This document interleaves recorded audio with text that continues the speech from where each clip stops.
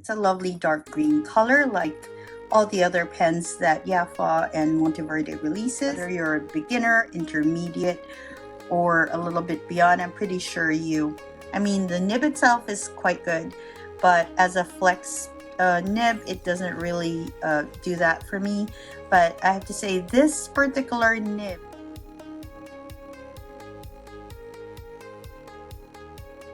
Hi, this is Kai from Kikai Craft. I'm very excited to share another beautiful pen with you. So this is my birthday month and I am excited with all these gifts coming out now. Full transparency, this gift was actually sent to me last July after a lot of conversation, but it's only now that I'm opening it up and experiencing it, and so I do want to count it as one of my gifts.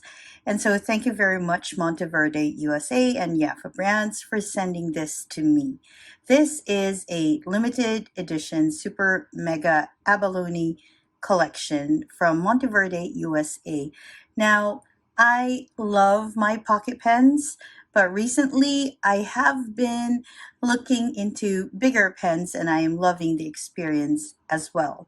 And so this is one that I'm actually quite excited about. It's a very beautiful piece, and I am surprised. Monteverde also sent a wonderful nib with this one. So you'll see it in a bit, and then I'll talk about it in a bit as well. All right, so we're going to go ahead and look at what's in the box, after which I will show you the pen, and then we will go and talk about the writing experience, how it writes. And before that, we're going to do a little bit of size comparisons because it is quite a big pen. Okay, so let's go ahead and start. So this is how the box looks like. And it's quite pretty with this little bit of artwork on it, and then it tells you exactly what you're going to get. And the thing is, this particular piece is a numbered collection, and I got number 004 of 999 pieces. So they made two finishes for abalone. One is gunmetal, and this one is rose gold. And for the rose gold release, I got number 004. I mean, how cool is that? Okay, so when you get the pen, it'll come in a sleeve like this with a beautiful artwork of lovely abalone look. This bit as well looks nice. And when you open it up, there is some fancy gift box pen case that kind of feels a bit like leather, and then you have some silver foil happening for you. It's a lovely dark green color like all the other pens that Yafa and Monteverde releases. When you open it up, you'll see information about the pen here. And so what you want to do, it's not just for you to see what you're going to get, but it's also for you to have a look, a bit more detail there.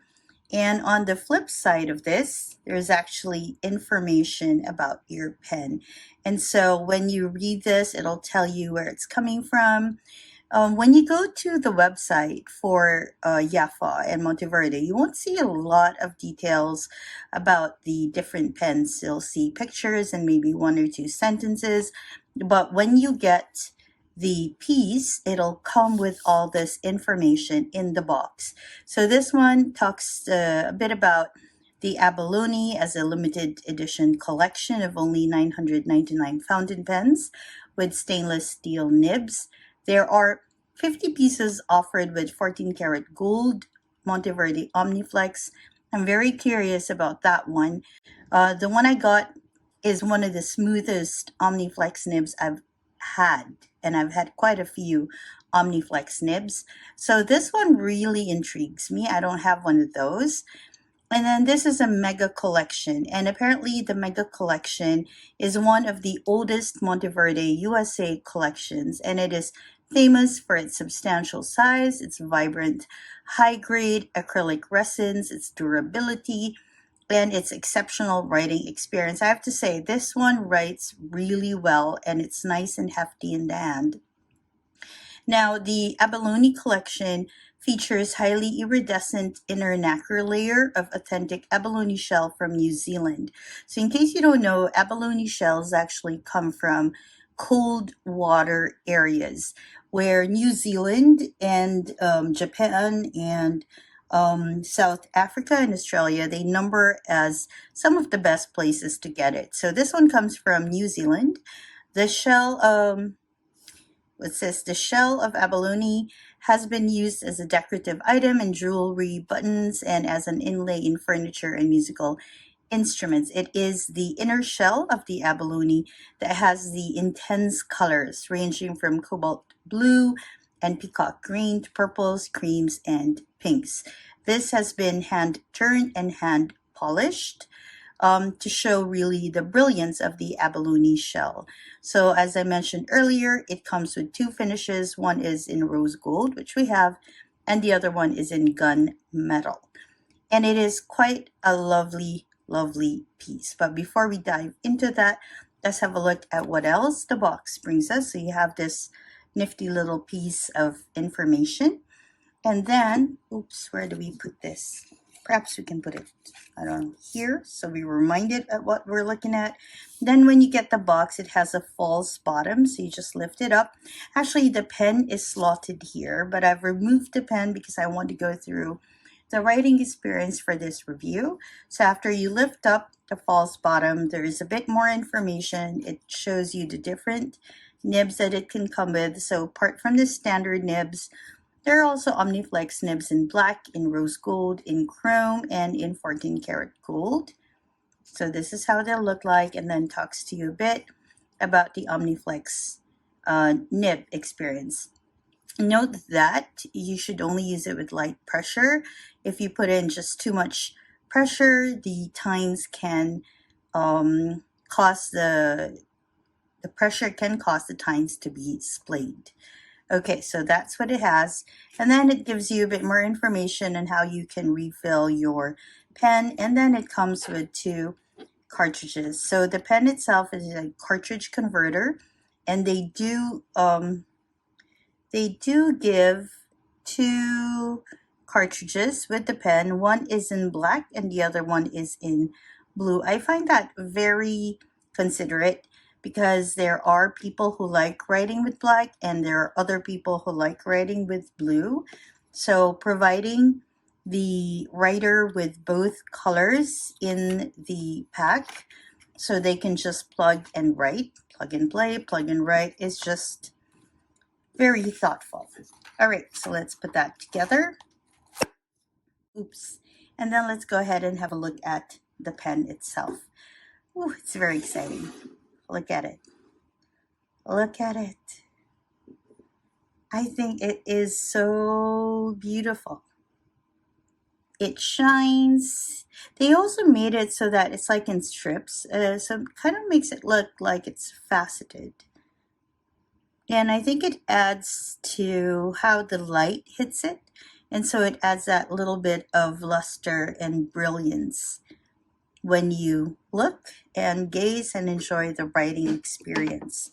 Okay, so let's have a look at it. There's so many interesting bits. So first off, it's the body. It's the abalone that's just going to catch your attention. It has definitely a peacock kind of color range to it. It has purples, it has blues, it has swirls of black, it has greens, it has this iridescent thing happening for it. I don't know if you can really see it. This is one of those pens that I feel you have to really see in real life to super appreciate. The photos, even a video cannot do it any justice. It's just so pretty. And like I mentioned, it comes with the rose gold finish, and you'll see it in the finials on both ends. You'll see it in the cap ring, and then you'll see it also on the clip, and later on I'll show how it looks on the section. So for the finials, you have a bottom finial that is just a dome. It does have the number to the pen, so there you'll see that it says limited edition. I don't know, do you see it? It says limited edition 004 over 999. I still think that is super awesome. And then on the cap itself, you will see Monteverde USA with the logo of Monteverde on it, and on the other side it tells you the model. So it tells you that it is a super mega. As I mentioned, the clip is in rose gold, and as you can see, there is like this sort of disc there. The disc doesn't move, it's stationary, but the clip itself has quite a give. So I think it's quite easy to put in your pocket. Now, if you look at the top finial, I think it has a very, very nice Monteverde logo. It's like on a relief, so it's sort of raised from the top finial. Okay, when you unscrew the cap, so it is a screw cap, when you unscrew it, you will see the section, and the section has a matching rose gold finish to it. Because it is metal, it'll feel a little slippery, but seriously, I haven't really had that issue. And in case you have like sweaty palms, it does have a lip there that will sort of stop, help your fingers stop, so you don't go all the way to the nib. Although it is a substantial piece and it is quite heavy. If you notice, sorry, just a side note, if you notice, I don't have any of those weighing scales they have. And my reviews are not that technical, so I just had someone ask, I think it was E. Mateo. Thank you, E. Mateo, for saying hello in one of my previous videos. He was asking me about a weight of a pen. I don't do weights because my reviews are not very technical. I focus a bit more on the beauty of the pen and the writing experience itself. So I won't have that information, but I'm pretty sure there are loads of information about that online. Okay, so going back to this beautiful piece, so you'll see that the section is also in rose gold. The nib, although it does say it's in rose gold, and it sort of looks like it matches, you'll see that the nib itself has a bit of a more, I don't know, yellow tone to it. It's not quite rose gold, at least not this kind of rose gold. It's a bit duller, but I don't really mind it. I don't really prefer super shiny nibs because it'll maybe clash with some of the inks that I use. All right, so when you, let's just put this aside. Okay, so when you unscrew the section, you'll see it's a bit of a trip to unscrew that. You'll see a converter inside. It comes with the pen, and it's not a pull-out converter. It is actually one of those converters that you have to screw out. So if you get yourself a Monteverde pen, especially a Super Mega, but seriously, a lot of my Monteverde pens have this. Their cartridges are screw cartridges. You'll see that they come with threads. And I feel that that adds more security in ensuring that your cartridge stays in place. So that is actually one of the pluses of Monteverde pens for me.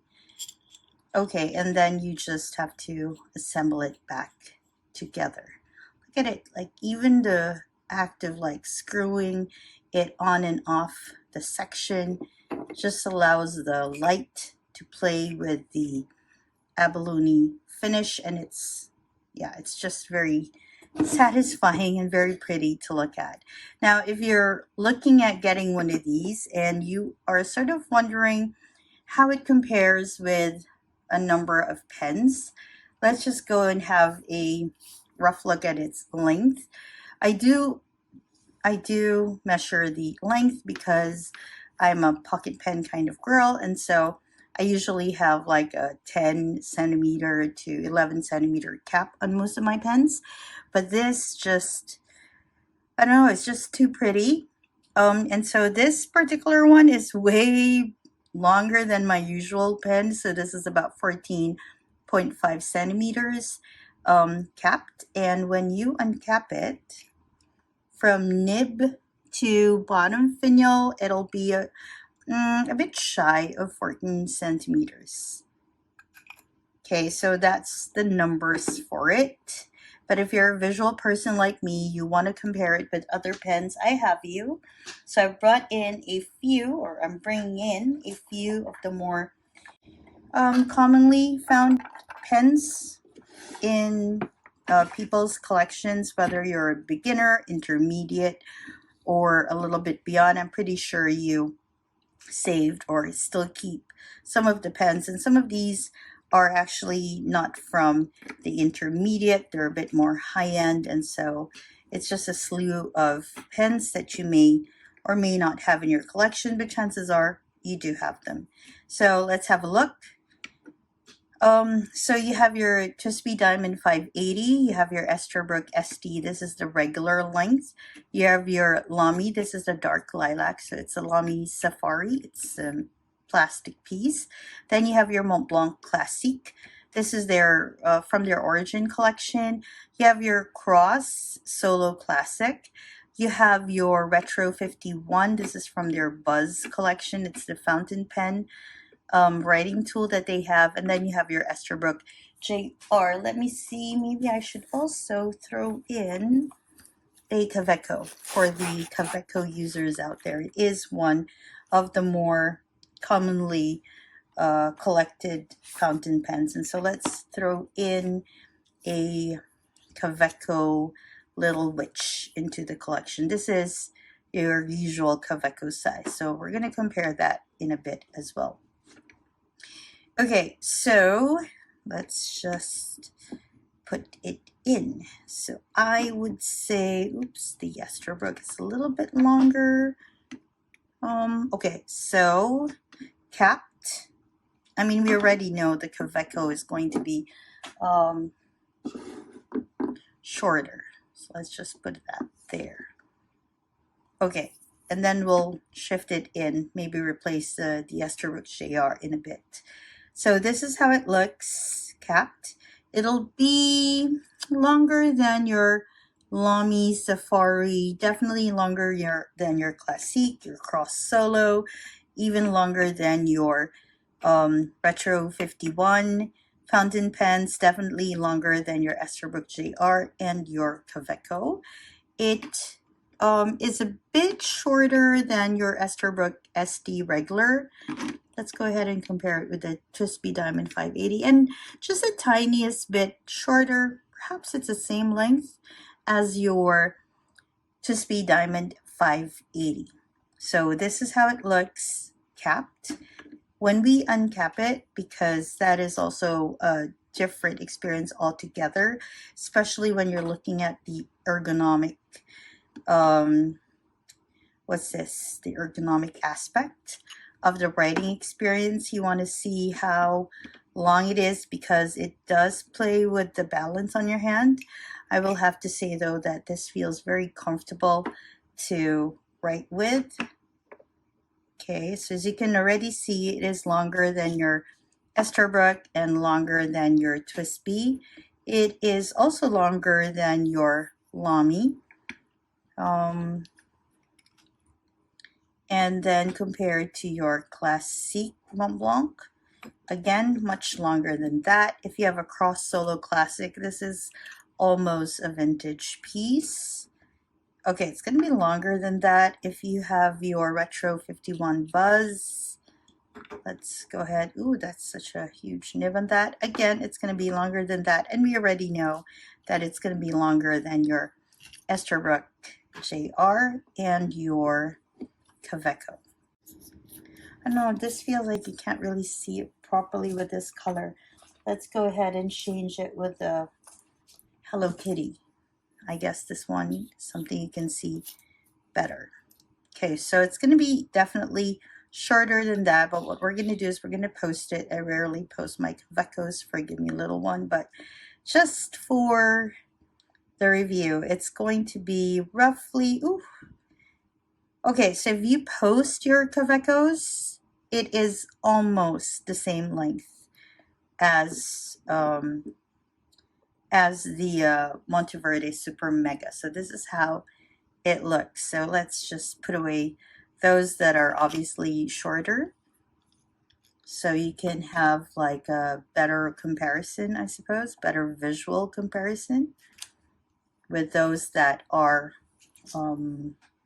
comparable in length. Okay, let's put that in the middle so we see it. Again, you have your Lamy Safari, which is still shorter, and your Twist B Diamond 580, which is also shorter. There's your Esterbrook, your Retro, and your Kaweco, but oops, Kaweco that is posted. All right, so the nearest actually, if you look at it, is your Kaweco posted. There we go.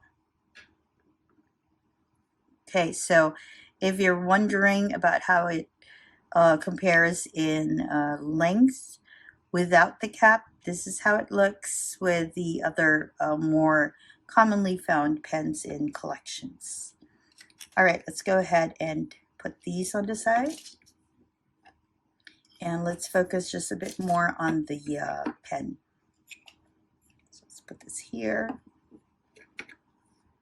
And let's carefully do that. Isn't this such a pretty piece too? That's a pretty piece. Okay. And this one. All right, so let's move that away. And then let's go and look at this pen again. Okay, so that's like cat hair. My apologies. I do have two cats. I love my journaling things, so you'll see a lot of their traces in most of my things. Okay, so there we have it. I used the Monteverde Garnet ink on it. I know it's like, I don't know, I felt like it really matched when I was looking at my inks. I wanted a little bit of pink coming out of this particular pen, so I matched it with that. And let's just have a look at how it writes. So this is part of like my personal pen encyclopedia. Now, Omniflex, I have a little bit of a relationship with Omniflex nibs. I love flex nibs, and so often I expect flex nibs to have a certain, not just bounce, not just line variation, but a snapback that is quick and that would create thin lines quite quickly.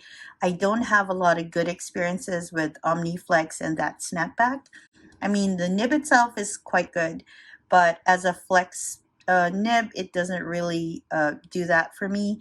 But I have to say, this particular nib, all right, happens to have quite a good snapback. I feel like it's a case-to-case basis, a nib-to-nib basis, I suppose you could say. And this one, as you can see right there, has a pretty good line variation and also pretty good snapback. So this one, I use the Monteverde Gemstone Garnet with it, and it looks pretty nice. Very smooth to write with. Doesn't have a catch. Often I feel like a certain catch with a nib. This one does not. So this one is like, wow. It was really a good experience for me.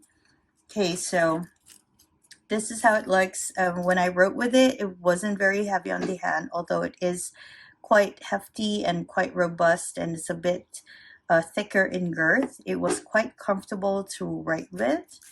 And this is one of the reasons why I unbox it first and then share a review later, because I do want the whole like experience of writing with it. So when I share the experience with you, I can actually really tell you it's not just a first impression kind of thing, but I've used it quite extensively during the week or the 2 weeks that it stays in my pen collection.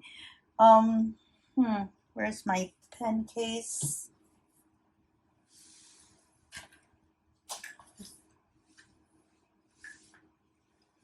All right, that was a little bit far. So currently it is in my pen case that I bring with me most of the time, if not all of the time. As you can see, I have quite thick pens with me this week, and it fit quite nicely into it. So it's a big pen sort of week for me. If you're curious, this is a Kasama pen, Una, then of course the Monteverde Super Mega Abalone. Then you have a Pens by KC, you have a Conklin, this is another pretty piece, and then you have the Mont Blanc anniversary pen, so all quite hefty pens this week. Okay, let's take that out. Oh, this is the Galen leather 5-pen case if you were a bit interested in that as well. Okay, so just as the writing experience, just to share it with you, again, I do have quite a number of Omniflex nibs, and I don't know, for Omniflex, I feel like whenever I go up, it gives me some sort of like, I don't know, like a toothy feel. This one is quite smooth. Even, what's this? Even with a bit of a feedback feel, so it's not too smooth. I like pens that are not, or nibs rather, that are not that smooth. Otherwise, my penmanship will just go everywhere. And so that was a good experience for me. Let's go ahead. I need to cushion this just a little bit so it doesn't really go into this wood surface so much. I mean, wood is definitely softer than steel or marble tables, but a little bit of cushion is always good.